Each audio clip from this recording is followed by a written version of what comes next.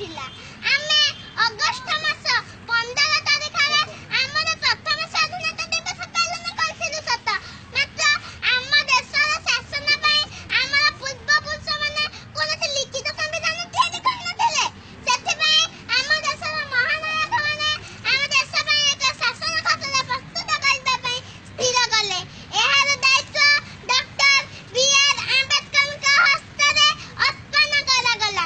ଦୀର୍ଘ 2 ବର୍ଷ 11 ମାସ 28 ଦିନ ଅକ୍ଲାନ୍ତ ପରିଶ୍ରମ ପରେ ଏହାର କାର୍ଯ୍ୟ ସାଧିଥିଲା। 1949 ମସିହା ନଭେମ୍ବର ମାସ 26 ତାରିଖରେ ଏହାର କାର୍ଯ୍ୟ ସରିଥିଲା ମଧ୍ୟ। 1950 ମସିହା ଜାନୁଆରୀ ମାସ 26 ତାରିଖରେ ସ୍ୱୀକୃତି ଲାଭ କରି ସମଗ୍ର ଦେଶରେ କାର୍ଯ୍ୟକାରୀ ହେଲା। ତା ସାଙ୍ଗେ ଲାଗୁନି ସେଟା କରୁ।